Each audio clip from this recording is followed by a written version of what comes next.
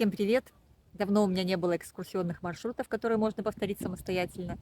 Часто мне в директ пишут сообщения: мы приезжаем на ЖД вокзал и хотим дойти до улицы Советской пешеходной. Подскажите, на что обратить внимание, когда мы будем идти, потому что расстояние там действительно небольшое, и никакой тайны и никакого, как бы так, секрета, как пройти, нет, потому что из пункта А в пункт Б. Но люди хотят, не теряя времени, обратить внимание на какие-то детали, известные только местным жителям. Ну что ж, действительно вопрос интересный, очень хороший, и я предлагаю пройти маршрутом. Он будет немножко длиннее, от ЖД вокзала до пешеходной улицы Советской. Мы будем идти по живописным местам города Гродно. Обратите внимание на какие-то детали, на которые вы сами вряд ли бы заметили и, скажем так, акцентировали ваше внимание. То есть такие вещи знакомы только местным жителям. Поэтому я и предлагаю вам такое легкое видео, которое можно повторить самостоятельно. Ну, пойдемте.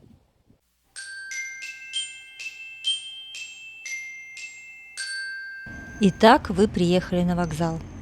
Справа от вокзала у нас есть зоопарк для тех, кто приехал с детьми, информация. Но в центр города нам противоположную сторону от зоопарка. Самое простое решение, конечно, в незнакомом городе вызвать такси. Но я предлагаю вам альтернативный маршрут. Нам вот туда, и я покажу вам, как интересно пройти от вокзала к основным достопримечательностям, в самый центр города, к пешеходной улице Советской, вот туда. Эта улица называется улица Элизы Ожешко, и прямо вы дойдете прямо до центра города. Но ведь так неинтересно, не правда ли? Поэтому предлагаю свернуть во дворы вот здесь, между ювелирным магазином и выставочным залом, номера домов 40 и 38, и пройти немного вглубь, вот сюда, во дворы. Вот этот желтый дом на Ботанической 15 построен в 1904 году. И его особенность, что над окнами третьего этажа с интервалом через одно окно есть надпись, которая идет по всей длине дома – «Тепсево». До сих пор доподлинно неизвестно, что она означает и что хотели сказать этим словом. Оно переводится с латинского как «для умных». Больше в Гродно таких надписей нигде нет. А прямо напротив, по адресу Волковича 1, вот здесь, находится здание, в котором почти всегда на протяжении всей его истории находились различные учебные заведения. Это здание 1898 года постройки, и на нем, на уровне человеческого роста, по периметру дома, почти все исписано надписями, и карандашом, и нацарапано. Есть довольно старые надписи и 1902 года, и 1906, 1939, 1940. Вот посмотрите, 906, например. Многие поколения учеников более 120 лет назад оставляли здесь свои надписи, и если пройтись, можно найти весьма интересные экземпляры. Аналогов этому зданию в городе почти нет. Такие же надписи есть на здании военного госпиталя на Дзержинского, так что не упустите уникальную возможность свернуть с привычного маршрута и полюбопытствовать. Знаете, это очень увлекательно. А теперь можете смело вернуться на улицу Ожешко, вот сюда. Ориентир на улице Ожешко – это колокольня, видите, Свято-Покровского кафедрального собора. Так что вы точно не заблудитесь, а следуете по-прежнему к центру города. Обращайте свое внимание на дома. На всех исторических зданиях, построенных в конце 19-го, начала 20 века в городе, есть таблички, на которых указано, что они являются историко-культурной ценностью и год постройки. Но еще дело в том, отличительная особенность этих старых зданий – они построены из желтого кирпича. Этот кирпич производился здесь, в окрестностях Гродно, на фабрике князей Друцких-Любецких. И глина, которую здесь добывали, имела вот такой желтый цвет. И таких домов вы будете видеть достаточно много. А далее перейдите дорогу по пешеходному переходу у собора и задержитесь на этом перекрестке. Обратите внимание, что невдалеке виднеется шпиль здания. Это старинная лютеранская кирха, построенная здесь еще во времена Антония Тезенгауза. Кирха действующая, и смотрите расписание в интернете. Часто в ней проходят концерты органной музыки, и попасть на которые я очень рекомендую. Это незабываемое впечатление в копилку вашего туристического путешествия. А мы продолжаем с вами двигаться в сторону пешеходного центра, и попутно я буду обращать внимание, что стоит посетить с точки зрения туристического объекта, но буду делать это ненавязчиво, не буду рассказывать много о том или ином здании, просто вкратце, для того, чтобы вы имели представление что вы хотите посмотреть, возможно, поближе. Сейчас всю информацию можно найти в открытом доступе в интернете, так что если что-то заинтересует, вы легко можете выделить интересующие вас объекты и не спеша все посмотреть самостоятельно. Или вот, например, этот дом под номером 17. Это дом музея Элизы Ожешко, ее именем названа эта улица. Сейчас там находится юношеский филиал областной библиотеки, но туда может зайти любой желающий и просто сказать на стойке регистрации книг, что хотите посмотреть в музей, и вам все покажут и расскажут. А напротив находится здание университета имени Янки Купалы. Исторически это здание женской Мариинской гимназии, оно было построено в 1893 году. Но с туристической точки зрения его ценность в живописном фасаде. Вот как это выглядит осенью, например, когда листья желто-красного цвета. Согласитесь, и сейчас весьма живописно, и, пожалуй, это одно из самых фотографируемых туристами мест нашего города. А я предлагаю вам отклониться от маршрута и пройти вот туда, в эти ворота, и прямо за зданием университета здесь находится старейшая Королевская медицинская академия в Гродно, которая существовала в 70-е годы XVIII века. Достаточно пройти вот здесь от ворот буквально вглубь по дороге метров 100. Она была основана по желанию короля Станислава Августа Понятовского и присматривал за этим начинанием Антоний Тайзенгаус. А директором был профессор Желибер, чьим именем назван парк, в котором мы сейчас находимся. После закрытия здания академии перешло в собственность князей Четвертинских, и сейчас также можно услышать в ходу это название – Дворец Четвертинских. Сейчас здесь проходят реставрационные работы, и надеемся, в скором времени мы увидим это обновленное здание, но и сейчас есть на что посмотреть. А теперь, если вернуться к дому-музею Элизы Ожешко, то предлагаю вам пройтись, но не прямо, а как в мультике. Нормальные герои всегда идут в обход. Помните, откуда это? Так вот, поверните по дорожке вниз около здания шахматно-шашечного клуба и спуститесь на дорожке к Швейцарской долине. Вы пройдете весьма живописным маршрутом и увидите необыкновенные виды туристического Гродно.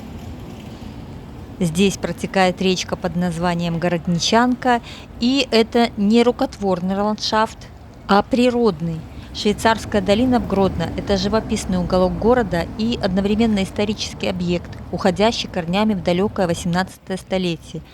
История Швейцарской долины началась с легкой руки Антония Тайзенгауза, подскарбия Великого княжества Литовского и одновременно старосты Гродненской королевской экономии. В 1765 году Антоний Тайзенгаус решил освоить городницу, тогдашний пригород Гродно. И в результате было построено очень много зданий, а также заложен ботанический сад с прудом и оранжереей. Сразу здесь за мостиком, вот там на вершине склона, находится так называемый дом масонов. Он был построен как личная резиденция Джузеппе де Сакко в примерно 1780-х годах, когда Джузеппе де Сакко был королевским архитектором Станислава Августа Понятовского. Вставила вам зимние фото, чтобы лучше рассмотреть, потому что за кронами деревьев не видно этот дом целиком. Так что этот объект для туристического посещения тоже весьма рекомендую. А если снова отклониться от нашего маршрута и подняться вот по этой лесенке, то вдоль дороги мы увидим бронзовую скульптуру Джузеппе де Сакко, работы скульптора Александра Антипина. Она была установлена в 2008 году в честь 880-летия основания города Гродно. А вот напротив как раз парк Желибера, туда, куда смотрит Джузеппе де Сакко. А мы снова спустимся на дорожки Швейцарской долины и пройдем этим живописным маршрутом дальше. Поверьте, нас ждет немало интересного. Существует легенда, почему долина названа именно Швейцарской. Говорят, что Наполеон Орда, всем известный белорусский художник, был сильно поражен местными пейзажами, которые напоминали ему далекие альпийские красоты. Поэтому художник дал название долине, сохранившейся и до наших дней. Сейчас в рамках развития туризма Швейцарская долина благоустраивается, и с каждым годом здесь появляется что-то новое и интересное. Так недавно была посажена аллея сакуры, так что в скором времени мы, надеемся, будем любоваться ее цветением. Так что пока вы идете к пешеходному центру города, почему бы не устроить себе заодно обзорную экскурсию, в том числе по берегам Швейцарской долины, не правда ли? Поднимаемся наверх и выходим в парк Желибера. Ориентируемся на стелу у Вечного огня. Именно здесь был дворец Тайзенгауза, увы, уничтоженный в период Первой мировой войны. А мы идем на пешеходный переход вот сюда. Это площадь впереди Тезенгауза. На ней расположен комплекс зданий XVIII века. И в том числе так называемая кривая или театральная официна. Вот этот дом с зеленой крышей впереди. Это здание необычной изогнутой формы, старейшее здание среди музыкальных и театральных школ бывшей Речи Посполитой. Здание подписано на плане городницы 1780 года как театральная официна. Гродненская школа Тезенгауза была основана раньше, чем Парижская и Венская консерватории. На территории России в XVIII веке еще не было специальных учебных заведений для преподавания музыки, а здесь учили музыке, балету. В ней учились одаренная молодежь из личных имений подскарбия Тезенгауза, так как местная знать не спешила отдавать своих детей в так называемое лицедейство, да и уроки по расписанию шли с 5 утра до 9 вечера. А я предлагаю пройти вот сюда, в эту калитку, для того, чтобы рассмотреть этот комплекс зданий вблизи. Здесь расположены уникальные здания, и некоторым уже по 250 лет. Например, вот это впереди стоящее здание лесной администрации. На стене этого дома аккуратно сбита штукатурка и обнажен желтый кирпич. Этот прием называется архитектурный зондаж. А вот здесь рядом стоящий дом жилой, и на нем отчетливо видны следы от пуль, оставшихся после Великой Отечественной войны. Можно подойти и все аккуратно рассмотреть. В этих зданиях сегодня располагается факультет дизайна от университета имени Янки Купала. Здесь приятно пройти аккуратные красивые дорожки с вкраплениями брусчатки. Здания отлично сохранились. Долгое время это была закрытая для гродненцев территория. Здесь располагались здания погранотряда. Наверное, если не путаю, то до 2015 года. И после того, как здание передали городу, все открыли и можно прогуливаться, что жители города и туристы с успехом и делают. Потому что посмотреть есть на что, несмотря на то, что находишься в самом центре города. Тут тишина и особая атмосфера, живописность которой придают аккуратные дорожки, мостики через речку Юриздику и вековые деревья. Когда будете идти, обратите внимание вот на тот комплекс зданий с черепичной крышей на противоположной стороне. Это так называемое архиерейское подворье. Позже я покажу, как к нему лучше подойти. А нам нужно свернуть правее на мостик, вот здесь. Кстати, этот мост стоит здесь с 1911 года. Сохранились оригинальные стойки того периода. Заменено только покрытие из камня и перила. С моста открывается замечательный вид на Швейцарскую долину и речку Юриздику.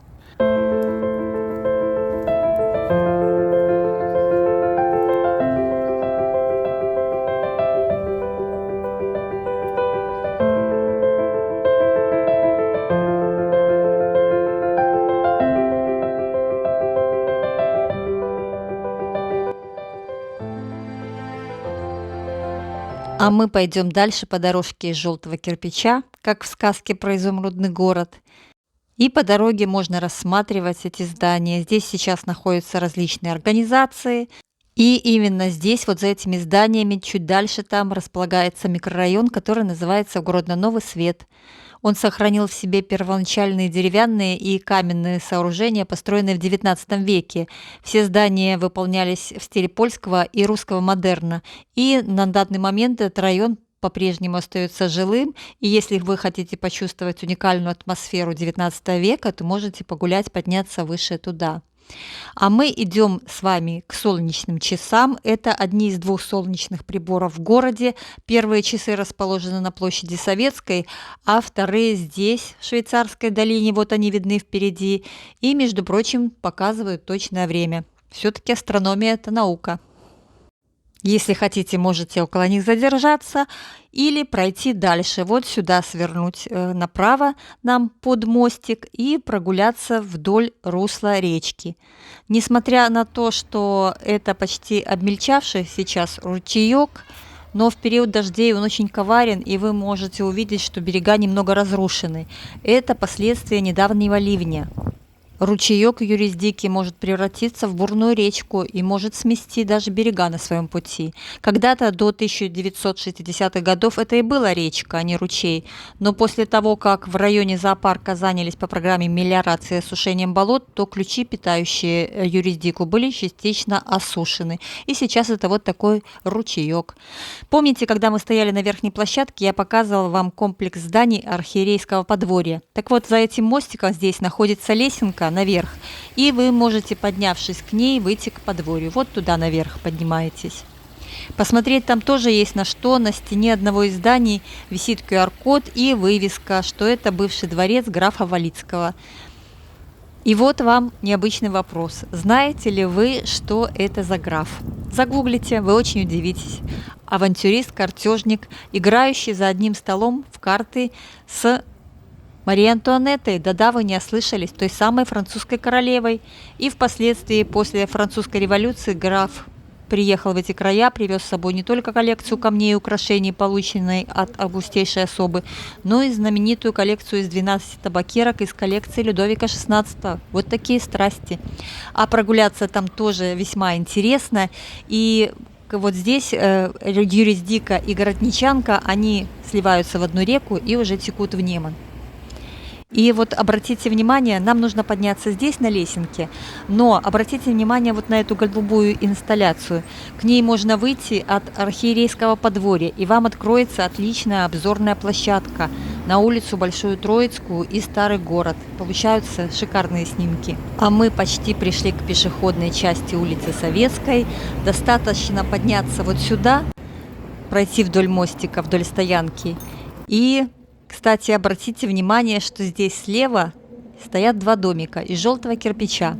Это самая маленькая улица в городе Гродно, улица 11 липеня. И на ней всего два дома. Один жилой, а второй отдан под офисы, по-моему, IT-компании. Вот эти дома. А нам осталось пройти совсем чуть-чуть, буквально 100 метров.